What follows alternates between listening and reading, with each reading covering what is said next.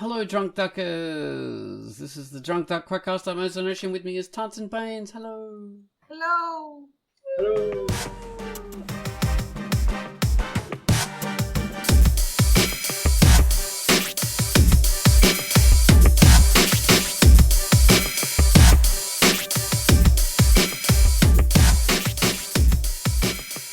This week we're talking about the idea of weaponry, futuristic weaponry, but like the balance of weaponry in things. And this is a very important thing in fiction because often our fiction is set with some sort of conflict, because a lot of stories are based around the idea of conflict, not just interpersonal conflict, but actual literal conflict in many and ways, in a whole heap of varieties. So, and especially futuristic.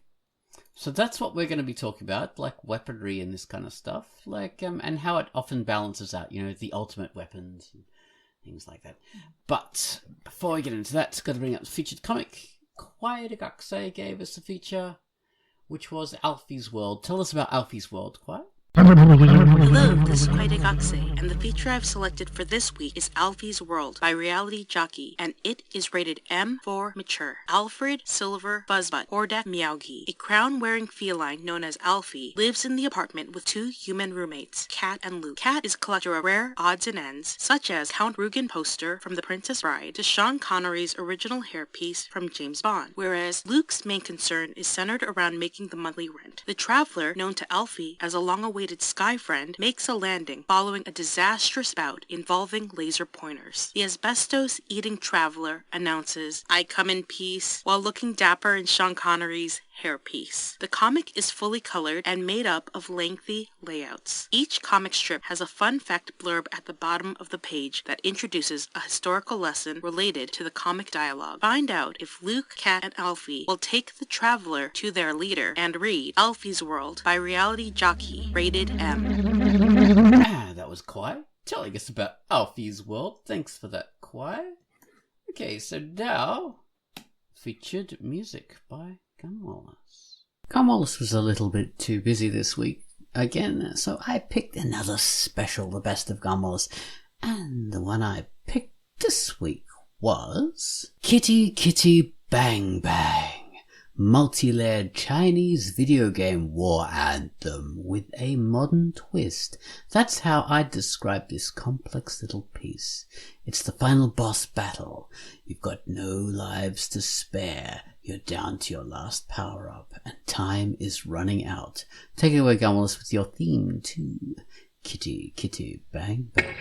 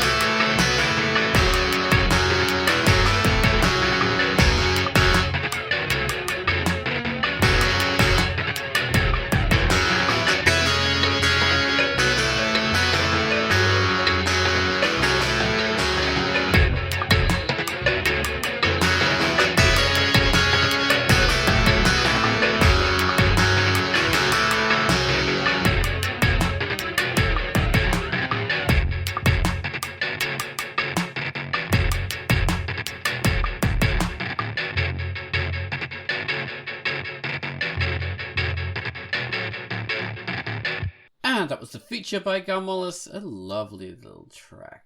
Kitty Kitty Bang Bang, a comic by Mo Almighty, rated T for teen. Okay, now, for the topic at hand, weaponry, and how it always balances out, and it moves, weaponry moves along, and we change to this thing as, we counter this with that, and we counter that with this. And then we get up to futuristic weapons, and it's a really fun topic and interesting to talk about, isn't it, guys? Yeah. So, the earliest weapons we know about were stone weapons, of course, like stone axes, or just rocks, just a rock thrown at someone. like the sling, David and Goliath. He slings a rock at Goliath and it kills him. Yeah. That's the famous biblical story. But I mean, rocks can totally do that. You could totally kill a gigantic man with a rock from a sling. Like, those things are deadly. Hit someone in the head, oh my god, it's lights out. So yeah. There is this documentary trying to recreate this whole David and Goliath, kill Goliath with a rock and a sling. And there is this technique because it's this sling that you swing around like it rotates and it makes the rock go beyond the sound barrier, like the speed that it acquires. It makes like a sound, like a popping sound when it breaks the sound barrier, and it's basically a bullet. That's really all it is, and of course, it can break the guy's skull in the right way. And, you might say, oh, he might have been wearing a helmet and the rock wouldn't really have hurt him then. But, those helmets back then were pretty fragile. They didn't have metal helmets back in the early days. They had, like, boar tusk helmets and leather helmets and things. So, yeah. And even assuming, let's assume that the helmet protected him from actually, spectacularly cracking his skull. It would, the sheer impact would be enough to stun him and drop him, and then go like David strolls up with his sword and cuts his throat, and that's it. Done. It's really like could it stun him and drop him? And it could. Exactly. It's quite possible. I mean, this is a biblical, Jewish myth, but I mean, it's a good illustration of the kind of ancient warfare that would have happened. So, rock against humans. Also, sticks like clubs.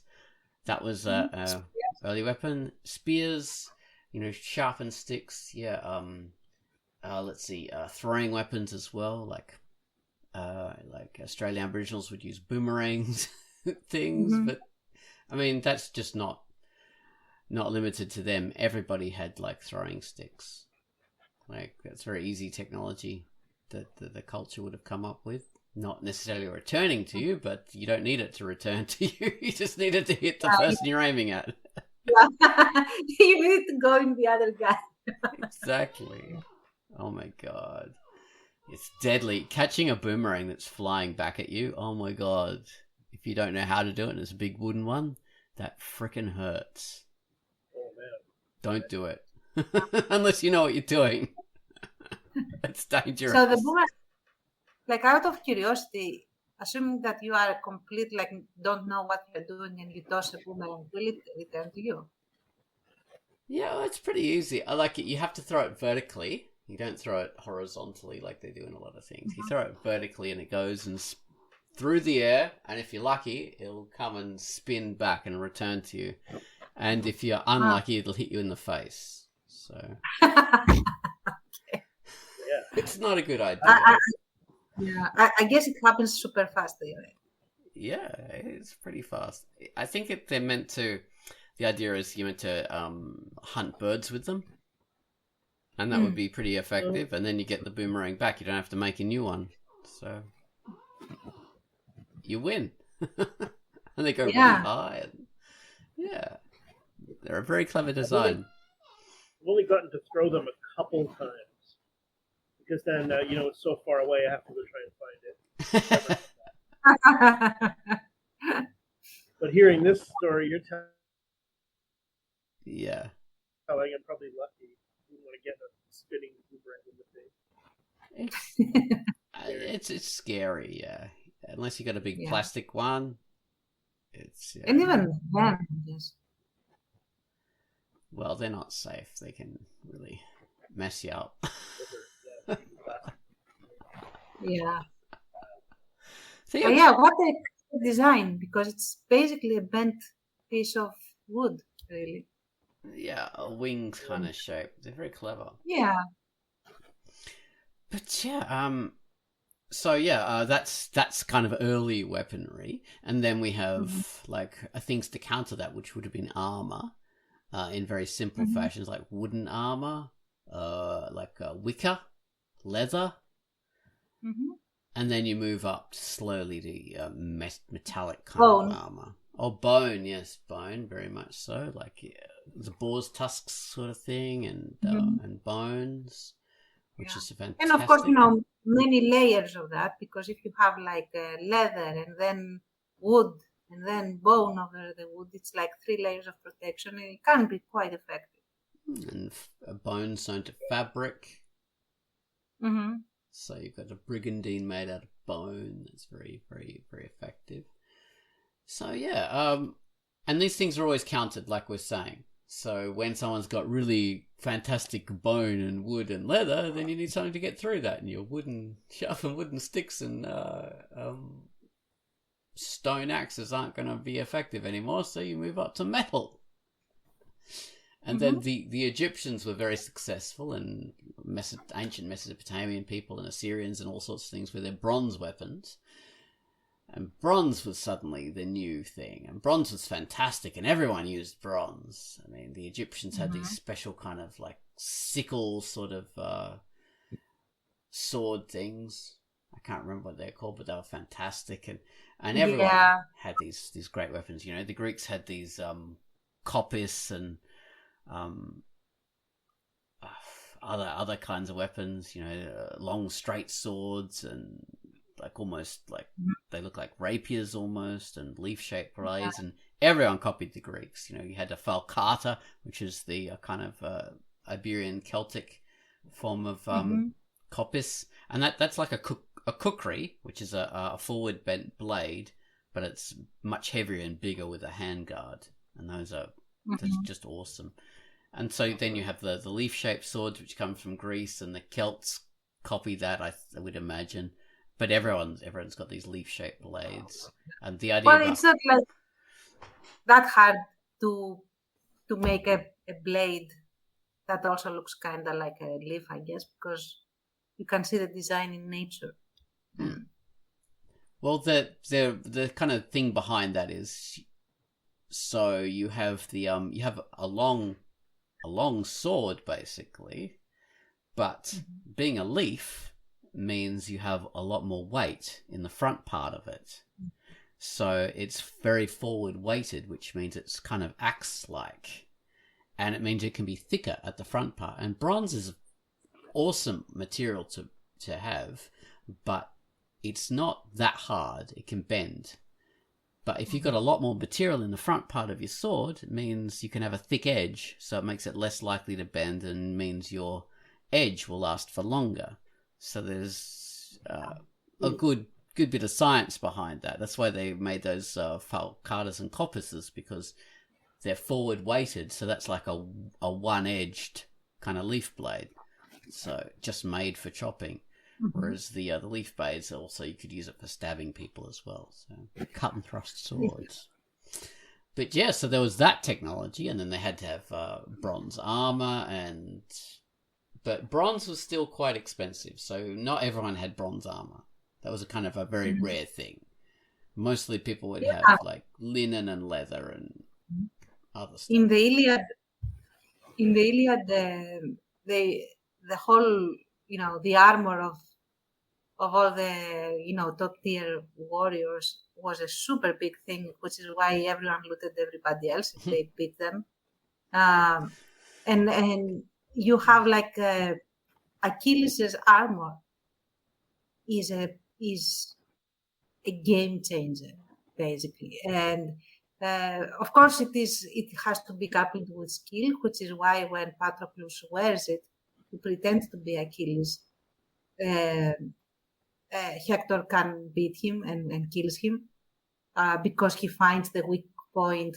He exposes the weak point of the armor, which is like under the neck or somewhere there. I don't remember, because Homer is like very, very graphic in this. He explains exactly how everyone gets gutted in every like So it's like an anatomy class.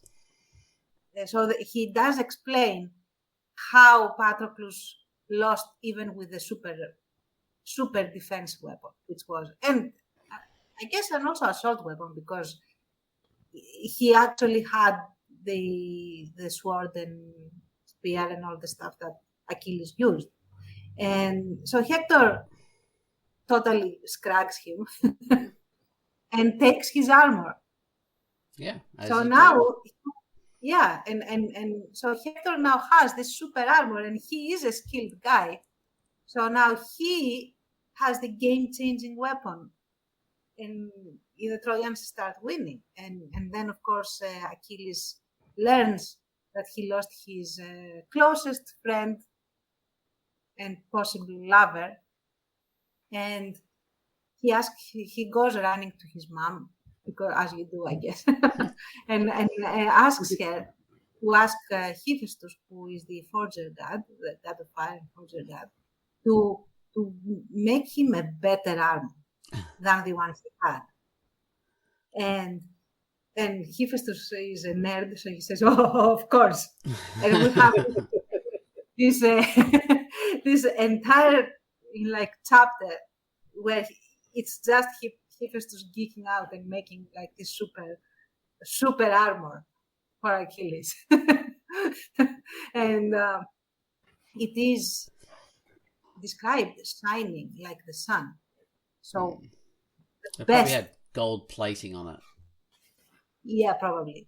But also it had like the best alloy, the best bronze alloy.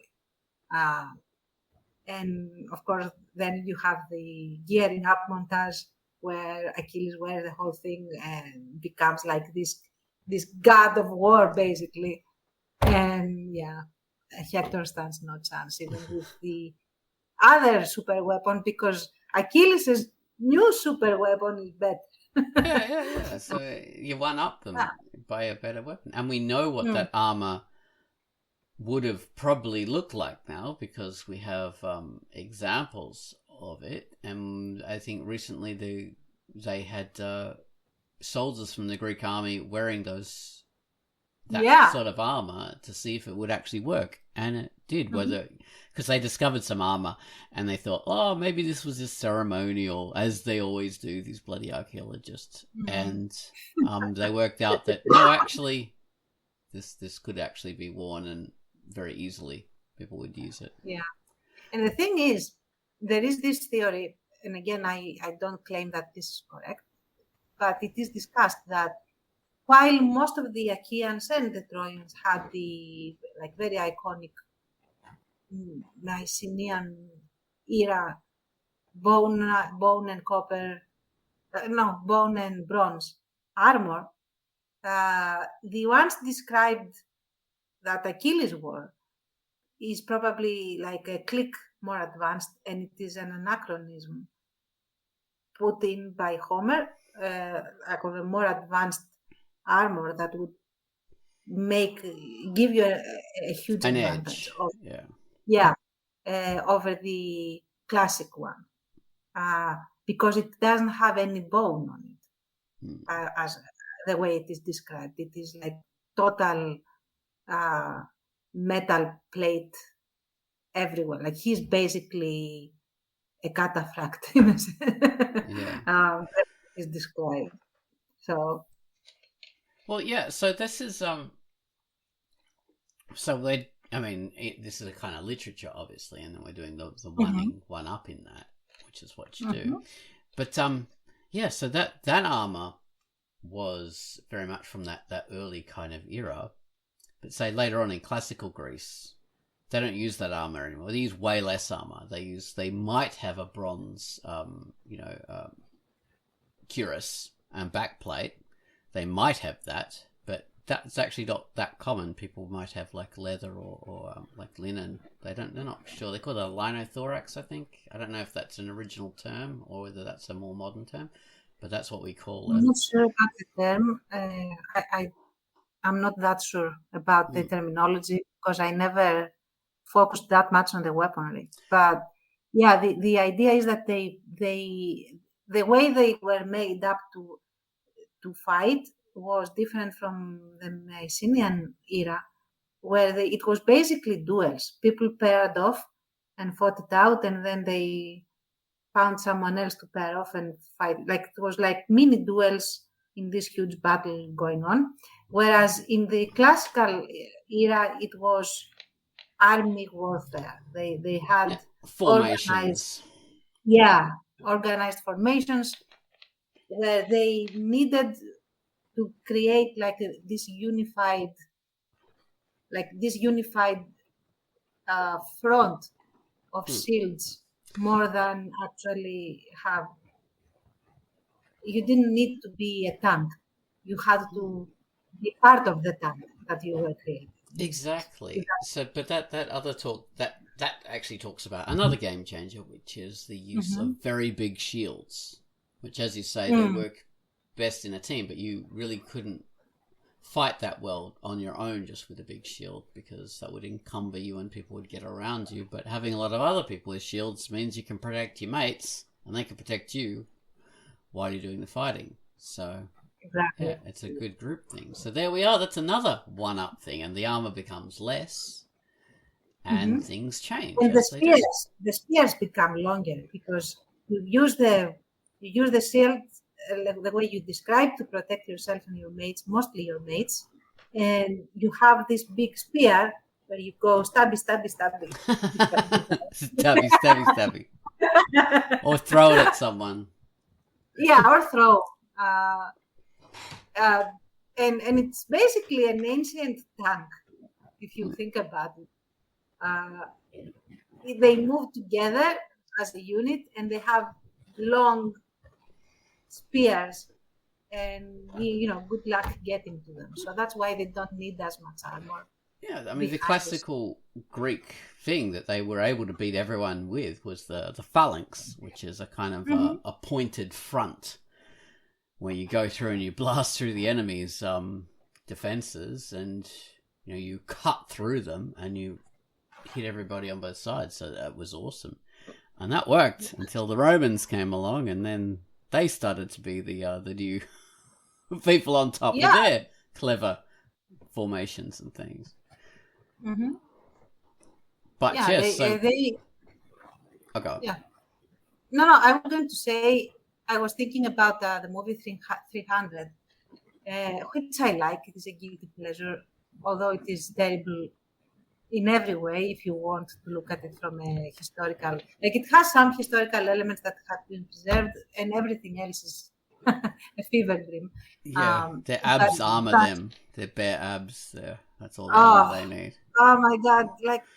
Yeah, I get it. I like the beefcake, but come on, dude. I mean, give them some armor.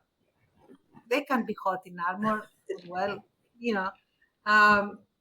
But anyway, the thing that really got me the most, because I could give a pass to the whole, naked and oiled like we are in the Olympics, if they could show that it was a sort of a bragging thing, that we are so good with our shields that we don't need any armor. We are naked behind the shields. They didn't even use shields, did they? Yeah, because that was a Spartan thing, really. They had perfected this immortal sort of situation, which was then, even more perfected later in Thebes. But in 300, they do this whole thing with the shields, putting up the shields, making the front, and then they immediately destroy it by pairing off like they are Mycenaeans. And and that's the one thing that gets under my skin. Everything else I could forgive. Like, at least, even though I like the movie, but keep them together. They are bros. Exactly. Right. What are you afraid of?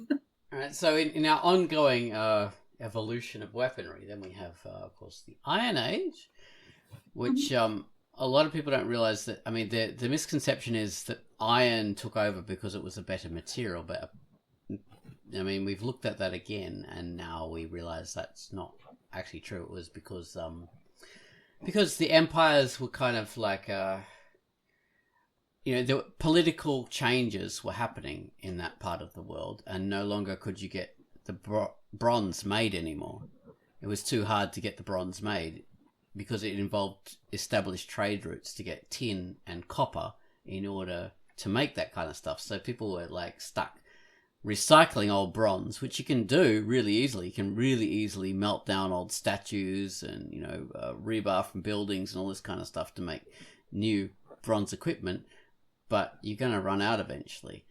And that was what was starting to happen because, all these trade routes were shut down and you couldn't get the materials. And iron started to take over because it was more readily available. It was harder to work. It was... You couldn't get iron as hard as bronze, and it would rust and all this kind of stuff, and bronze just didn't do that. Bronze is fantastic. So that created a bit of a technological deficit for a while. And that was just what they were stuck with until they started to be able to understand steel, which is way better. And steel is basically an alloy of iron, mixing it with a little bit of carbon in certain ways. And that took, obviously they didn't have like scientific research back then, but they did have trial and error, and people were eventually able to work out in a kind of artisanal way how to make stronger metal out of this iron. And so that was what the Romans did. And eventually they were able to get some stuff out of it. So then we have, the Iron Age, which we don't have a thing called the Steel Age. We just sort of think of it all together. But steel eventually took over, and that was a better material. But so that was something that helped the Romans. I mean, the Romans were very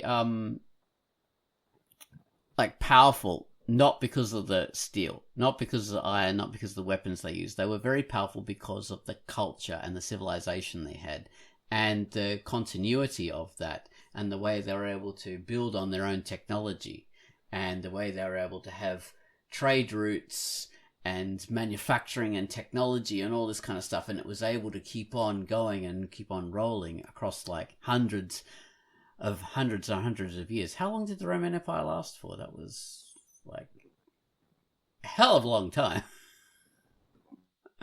I'm not sure, but that lasted way into the first millennium, didn't it? I mean, the first millennium is like 00, the AC era, or whatever we call the common era. That's what we call it these days. You guys know? No. So anyway, Rome happened. But eventually what happened, we know, what happened to Rome. It did not last. But that's what it's most famous for. So, technically, or anyway, Google says that roughly 1,000 years was how much the Roman. Yeah, and depending on how you count it, if you take it from Octavian here in 27 BC and include the Byzantines in it that counted themselves as a continuation, as part of the Roman Empire that was preserved, then you go from 27 BC to 1453 AD or CE or AD. You can use either one. So that would be 2,206 years. So that's incredible. Your mileage might vary, but you have at least 1 or 2 millennia. And then you have the German states calling themselves the Holy Roman Empire. So it just goes on and on. Yeah, but those are the knockoffs. But yeah, like it lasted forever. So that was a lot of continuity of technology. But during the so-called fall of Rome, when Rome contracted right down, then you had a loss of that technological and cultural continuity in a lot of areas. You had a loss of, that manufacturing base, all that kind of thing meant that a lot of technology and a lot of human knowledge was just not there anymore. So they couldn't have that level of weaponry, that level of technology anymore. So that's why we had the so-called Dark Ages, because people had to sort of start from scratch. So you can't make that level of same armor and technology. Like they reckon that armies and warfare didn't get up to the Roman level again until like in the Renaissance, like thousands of years later, or 1,000 years later, until they got back up to that level, which is incredible when you think about it, because they had to really start from scratch. They just didn't have that continuity, which is the most important thing. So anyway, we had the Dark Ages, the Migration Era, which is what we call it now, where we have a lot of like European people moving around, and we can't leave out the fact that technology wasn't just happening in Europe. We had in China, we had the same kind of process happening with people using, starting out with leather armor and all this kind of stuff, and moving up from bronze to iron to steel. That was happening at pretty much the same kind of time. You had like Polynesian people with their technology, which mainly wood and stone based, because for a seafaring culture, like with limited limited metal capability, mining capability, you couldn't really have that, but they didn't need that. And especially it would have been destroyed by the water, so they had, technology that worked for them. People in the Americas, you had the Toltecs and Mayans and things like that, and they had technology based around clay and wood and sharpened obsidian, things like this. Again, they didn't really have a lot of metal because it was a very metal poor area, but they made do with different things that worked for them. So, and then go. No, I'm just jumping far ahead. And then the game changer happens, that is gunpowder. Oh, that's jumping a bit too far ahead. So we'll go Oh, okay. We're gonna go less fast. Okay. In the Migration Era, so you've got the so we've got, say, the so-called Vikings and things like that, but everyone's doing the same kind of thing. So you've got people using swords modeled after the Roman Sparta or the Roman gladius sort of thing. That's the so-called Viking sword is pretty much that. It's just a very, very slight change on that. So they're still using that older technology. People are slowly getting more steel armor, and the steel armor is getting a bit more creative. And I mean, the Romans were probably more technologically advanced than any Viking ever was, because they had like chainmail and scale mail and all this kind of stuff. But Viking slowly build up, and then you have we go into the medieval age, where armor gets way more advanced, and you've got these suits which are incredible, and that is the new game changer. That's the new ultimate weapon. That's right. You have full knights. I mean, say in the Byzantines had the cataphract, which you mentioned in relation, comparing Achilles. But the cataphract is a Byzantine thing where you have a knight in a kind of full suit of not like knightly armor. It's a different thing. It's plates that are kind of all joined together, and chainmail, and you've got that covering the horse as well. So they're just completely covered, and they are an ultimate warrior. And so then you've got. I'll go on. No, I said that they are basically a tank. Yeah, they were a tank. They were just an ultimate warrior, and and in the medieval times you have European knights in all chainmail, and that's the ultimate warrior. These massive chainmail coats and things, and these bucket helmets, stuff like that. Yeah, and armor starts becoming a bit more crafty in a sense. What I'm saying is that it starts becoming more like keen to protect the person, the wearer, not just from the blade, but making the blade glance off. So basically protect from the impact as well, from the blunt force, not just from the edge of the weapon, let's say. Which is so chainmail is not going to protect you from that unless you have a lot of padding underneath, which they did. But still, it's not going to give you that protection that solid plate will give you, like you're saying, which is what became the next kind of step up. When people are again, they're going back to what the old Greeks did and having a cuirass again of solid metal, but they're adding arms to it and legs and helmets and everything's fixed together. So you're basically like a robot. Yeah. And since we are still like around that era, like medieval towards Renaissance, like before Renaissance, and the Byzantium still exists, there is the ultimate, quote unquote, ultimate weapon of liquid fire. I think only we call it liquid fire. I think everyone else calls it Greek fire. Which was such a well-guarded secret that it was, if you were to tell someone the recipe, even if they were not the enemy, just not inducted into the guild that was making this recipe, it was instant death. It was considered like the ultimate secret, basically. Yeah, and they went to great lengths to protect that.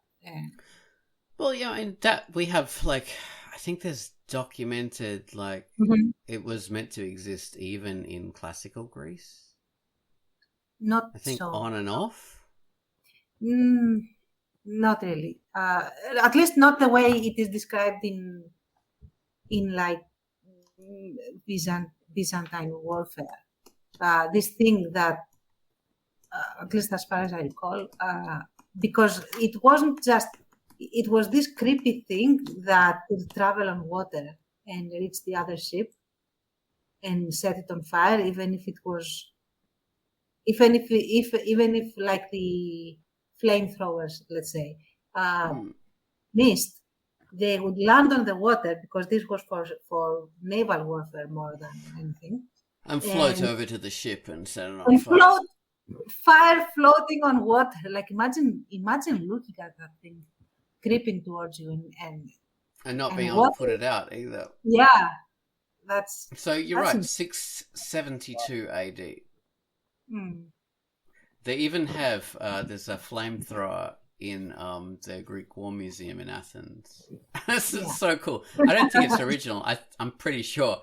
I'm positive that that's a remake that someone's made. Probably, but it's awesome. It's got the Cairo symbol on the gun shield on the front of it, which is the P with a cross thing, and that's so cool. Which is the first Christian symbol before people started using the cross, and that's just awesome. It's so evil. It is, and it is super intimidating, because they did use all the heraldry of the Romans, just adapted for the new religion and for the new identity, as like, we are the original Romans. All the Westerners are, riffraff that fell off the grace of God and are now not as advanced as we are, because that was the thing when Byzantium was at its peak. So this is quite an interesting thing. So yeah, Greek fire was like an ultimate weapon, but typically for sea engagements, you really wouldn't use this on land. But and the thing is, that is an ultimate weapon then, because that's like in the Mediterranean, you've got heavy importance on shipping trade. So that can be an ultimate weapon there. But for land-based civilizations, that kind of thing wasn't an ultimate weapon. And as the center of like importance moves to other places, then the importance of that particular weapon is no longer a thing anymore. And Greek fire became lost. Yeah. Like it just disappeared because it wasn't no longer was it as useful anymore, and people forgot about it. Yeah, there is this legend that at the fall of Constantinople in 1453, the keepers of the Greek fire basically destroyed every single like record of the recipe and stuff, so that it wouldn't fall to the Ottomans, and so it basically died with the Byzantine Empire in a sense. But that brings me to another ultimate weapon that really brought down the city on the Seven Hills, as it was called, Constantinople. Constantinople had these huge walls and they're very beautiful. They're white and red kind of stone in stripes, and they're very pretty. And they're still around. You can still see them in absolutely. And they basically kept the capital of the Byzantine Empire safe for centuries. It was really the reason why it wasn't conquered as easily as other capitals. But the cannon arrived, and the cannon basically equalized the situation. the cannons, bombards, mortars, that became the new ultimate weapon, as you say. Like limited, very limited, because they had to be big to do the damage you needed, and they were heavy, and you couldn't fire them very fast, like one shot an hour or something. It was really slow. They'd need special shot. They had to be, made into a ball, so you'd have to like carve the stone, and like the gunpowder was dangerous, so they had to be very specialized weapons. But when you could use them against a fixed enemy who had a walled city, they were devastating, because you can't run away from that, can you? You're stuck. Yeah, and there is really no defense against the cannon. There is no defense. You have to either kill the cannon users to stop it, or you are basically, no. I mean, and that's what happened in Constantinople. The cannons brought down the walls, and that was it. All right, so this is interesting. Okay, so cannons became a game changer. We had gunpowder shrinking itself down. So this is like in the 1400s or something like that. And of course you had the smaller kind of things like I can't even remember the name of them, like hand cannon. I think that was an early one. That was an actual name of it. An arbalest came after hand cannon. These are like things that a person can sort of hold and fire. And you think, oh my god, so like gunpowder means the end of knights. So basically that ended knights. But no, that wasn't the case. Knights still lasted hundreds of years after the introduction of gunpowder. So that mythology about guns ending knights is bullshit. And I kind of wonder why it exists, because of cavalry, guys. We have cavalry. Yeah. Guns were slow to load. They were massively inaccurate. The distance they could fire was very slow. If you could hit someone, it's like an instant kill. So that's a lot easier than battering someone to death with a sword or spearing them with a lance. But there's the disadvantages as well. So it took a long time for that technology to catch up with, what we think of being such, great weapons today. So that, people were still wearing armor until the early 20th century, basically. that never went away. But there were people in full armor back in the day firing guns. Like, even when they had handheld guns, there were knights riding around on horses, men-at-arms, soldiers, in full armor with the helmet and everything like that. So, that happened.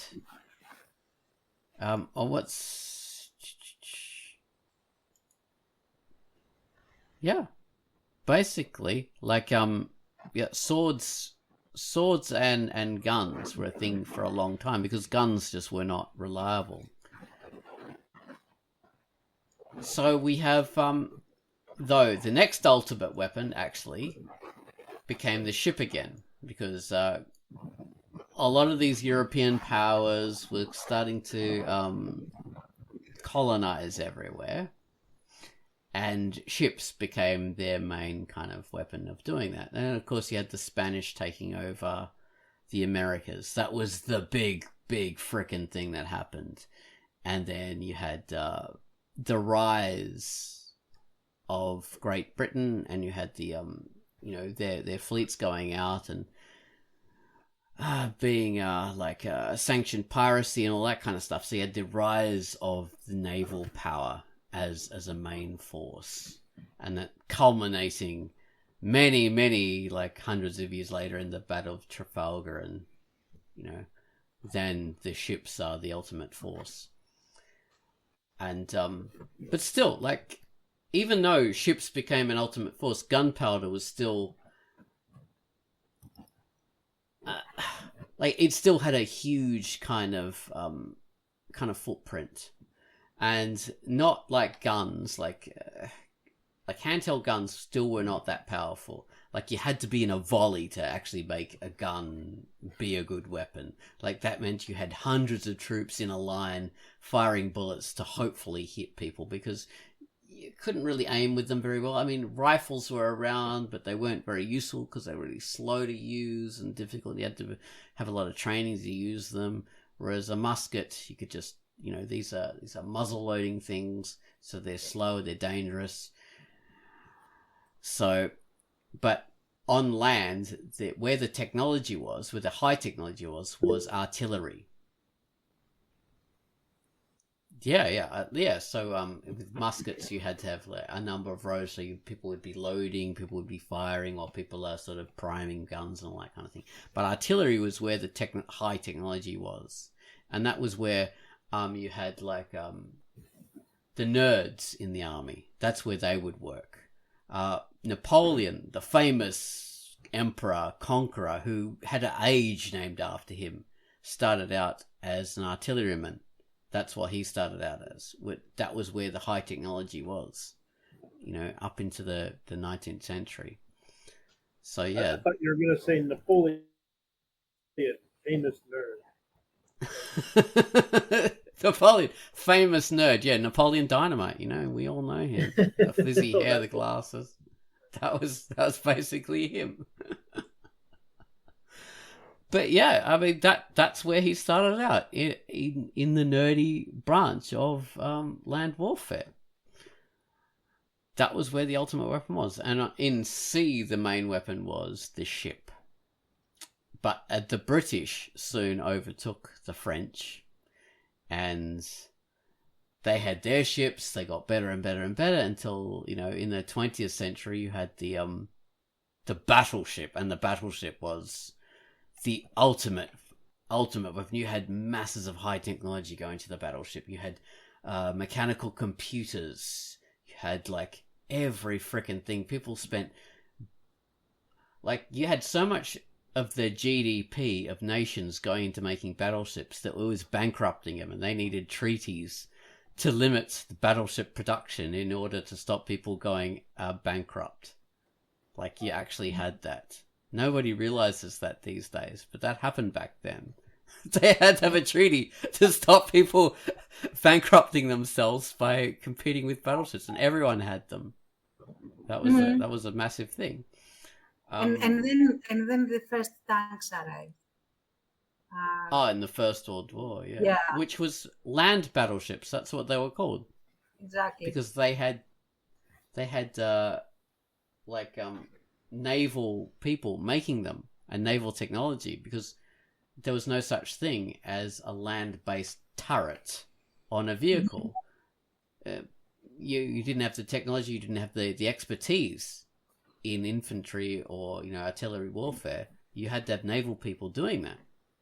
So that was why you had these tanks with guns on the sides, and they called it sponson guns, because battleships had those. They had these sponson guns on the sides of the battleships as well as the turrets. But you had these, and that was the they literally used these naval guns on these tanks, which was a new step forward in technology. But we glanced over the fact that something you brought up, Tance, which was people with guns and swords. That lasted until the 20th century. In the First World War, you still had people being killed with swords. Like you had people with a sword in one hand and a gun in the other, because the guns were not reliable. And when you get close to someone, it's too hard to aim and shoot reliably, and your gun's only got like 6 bullets at the most. And once those are run out, what are you going to do? Like you haven't got time to reload them, so you've got to use your sword. And in a way, I would say swords remain part of the warfare until very recently. They just shrunk and got mounted on the rifle, and you have bayonets, various sizes, and it wasn't just for show, because it was designed to keep the rifle a viable weapon after you run out of ammo, and especially in World War II, in the Greco-Italian War, the biggest damage Greeks did against the Italians was with the bayonets, because we were internally short on everything. So people ran out of ammo really quickly, and then and actually there are accounts of that. Then they sort of locked the bayonet on the rifle. And this sound, there are Italians that say that this sound became the stuff of nightmares for them, because they would hear it in the night, in night attacks.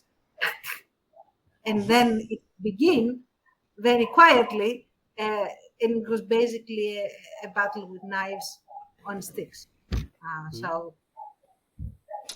And famously, we have the trench warfare in the First World War, where people would raid trenches at night, and they'd use all kinds of improvised weapons like axes and swords and things like that.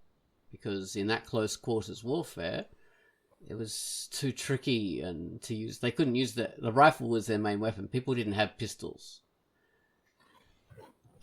Mostly, like officers would have pistols. You wouldn't arm your troops with pistols. So and the bayonet rifles were too long to be effective in trenches, so they had to use knives and swords. But like Tant says, people are still using guns with bayonets. That's still a thing. They're shorter now because guns don't have to defend against other long guns. As those things shrink, it's much easier to have a shorter, gun fighting against a shorter gun. So there's various reasons. Anyway, they still exist. And then you have in from the First World War to the Second, you have the warplane that gets introduced, and dogfights in the air and air coverage. That's interesting. Okay, so the whole this is a real kind of case in point about weapon countering weapons. So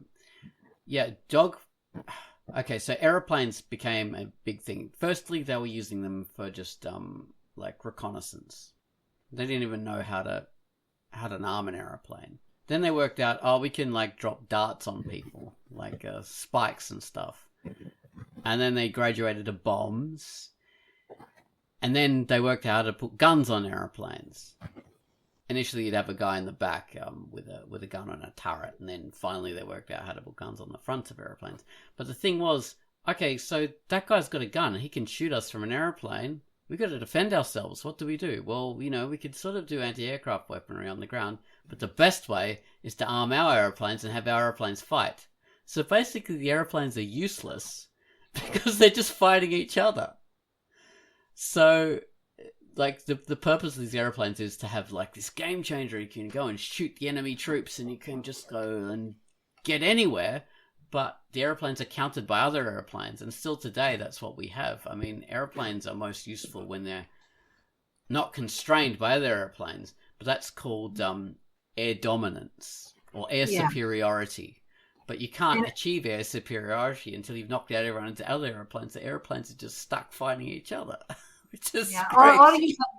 Or you can have like a specialized quote-unquote planes, and you have the vanguard of planes that go ahead, and then your bomber comes up behind to bomb the areas while the other defending planes are busy with your vanguard planes and stuff like that. So you basically have warfare in the air, but when whoever manages to control the air has a great advantage.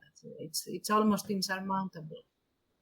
So, once you achieve air superiority, they call it air dominance when you're able to control the air, but you're not necessarily there by yourself. But air superiority is where you have carte blanche. You can do what you want because you've destroyed their ability to fight back, and that's when you get bombers in. It's really hard to get bombers in when they've got enough to fight back. But yeah, you're right. There's all kinds of different levels: bombers, interceptors, and all-weather fighters, and all kinds of stuff. So ground attack airplanes. Yeah, so we have air dominance, and one of the things about the whole airplanes was people said, oh yeah, the age of battleships were the highest technology for a while, and nations were destroying themselves in order to be able to afford the cost of them. And they say, oh, air power, that was the end of the battleships. But that's another. I mean, often with the history of warfare and history of weapons, people wrongly look back and they extrapolate what we have now to what we, had then, and they think, that will enlighten us. But it doesn't, and it's not true. Air power wasn't the end of the battleship. We had torpedo boats, we had submarines, and we had aeroplanes, and all those kind of things meant that the warfare started to change. So it wasn't just aeroplanes doing this, it meant that warfare at sea became a lot more complicated from all different directions. But the thing that ended the battleships was the torpedo. And anything that can deliver a torpedo becomes a threat. Airplanes were able to bomb battleships, but that wasn't really a threat because it's almost impossible to hit a moving target if the battleship's moving. But torpedoes are different. They're going through the ocean, and it's really hard to dodge something like that. So that was the ultimate weapon, the torpedo. And yeah, airplanes, submarines, torpedo boats, all these other ships were able to deliver torpedoes, and that was a threat. So yeah, things began to change again. The aircraft carrier became a really good weapon because then you could deliver air power, great distances. You basically got a mobile airfield, and you can take them anywhere. The Japanese showed this with the attack on Pearl Harbor. That was a very monstrous kind of thing and a fantastic example of a show of strength. So aircraft carriers became a new power. And then, further on for that, we have the Germans creating things called the V1, which was this missile, basically, a super long-range missile. They only flew in straight lines, but they were very advanced. Then we had the V2, which was an even more advanced missile, but that was guided, and that was devastating. Monstrous thing. And then you had the Americans creating the nuclear bomb, and that was even more devastating. So you had something that just in one weapon, like Americans killed way more people with bombing runs, like the incendiary bombing of Tokyo, that killed way more people, and the bombing of Dresden and places like that killed way more people. But just with one bomb, you killed people just with one airplane doing that. Yeah. And that became way more devastating to people. Just one single thing. And then after World War II, you had the creation of things like jet aeroplanes, where you could deliver these things a lot faster. Then you had people using the V2 rocket from that the Germans made and turning it into guided missiles. So you had and then, intercontinental ballistic missiles and you also had things like napalm, which was a game changer in terms of and fun quote unquote fact. It was the first time napalm was used was against the communists in Greece during the Civil War, from by the Allies, quote unquote. So that was when it was first tested, and it was a devastating, incendiary thing that could not really be countered very easily.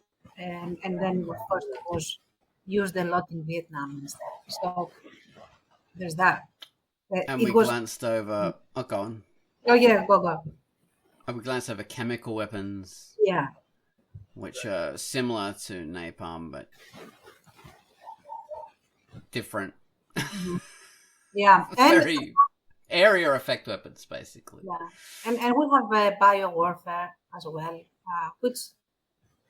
Well, bio-warfare had existed for a long... since the Greek times, pretty much. But it was very crude.